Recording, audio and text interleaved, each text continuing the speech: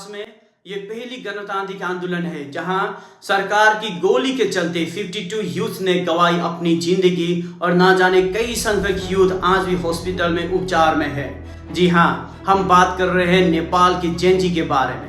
अगर हमने जेनजी के इतिहास एशिया कॉन्टिनेंट में देखे तो कम से कम 134 डेज लगा श्रीलंका जेनजी को सरकार पलटाने में, और ठीक उसी तरह 35 डेज लगा था बांग्लादेश को। लेकिन विश्व के इतिहास में ये जेनजी के इतिहास में पहली घटना है जहां केवल मात्र 36 आवर्स में ही सरकार बदला गया और सरकार के वर्तमान प्रधानमंत्री को अपने ही देश से लखाटा गया 9 सितंबर 2025 को। समय रात के करीबन 8:30 PM। स्थान नेपाल के राष्ट्रपति भवन। तारीख 12 सितंबर 2025।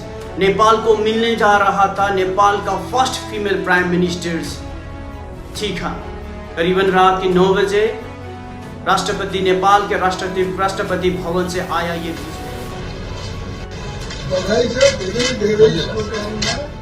जी हाँ, नेपाल को मिल चुकी थी first female prime minister.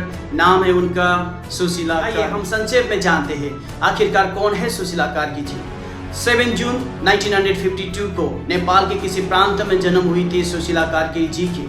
Banaras Hindu university से उन्होंने पॉलिटिकल साइंस में ग्रेजुएशन करने के बाद नेपाल के विभिन्न प्रांतों में उन्होंने एज ए टीचर की तरह कर्मरत किया, और उसके बाद आने वाली ज़िंदगी में वो एज एन एडवोकेट बनी, और उसके बाद नेपाल के विभिन्न प्रांतों में जाकर उन्होंने एडवोकेसी की।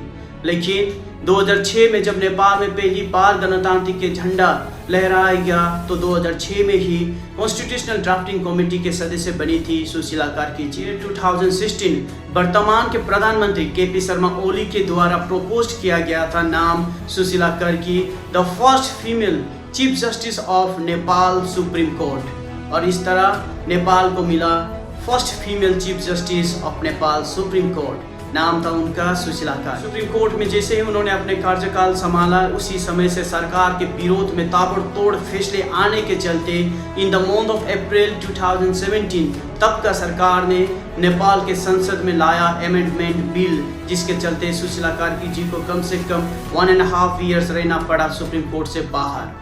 उसके बाद नेपाल के विभिन्न प्रांतों में उठी हुई ज्वाला और नेपाल के विभिन्न एडवोकेट के द्वारा लगाई गई जोरदार प्रतिवाद के बाद सरकार को घुटने टेकना पड़ा, और फिर से सुशीला कार्की जी ने अपने सेशन को कंटिन्यू किया नेपाल की। और 9 सितंबर को रात के करीबन 12 बजे उनका नाम सबसे पहले जेनजी के युवा जमात के द्वारा गया प्रस्ताव, नाम रखा गया Sushila Karki will be the next prime minister, जिसमें जेनजी के करीबन लाखों वोटर्स ने उन्हें वोट किया, उन्हें सपोर्ट किया as to be the new prime minister of the Nepal.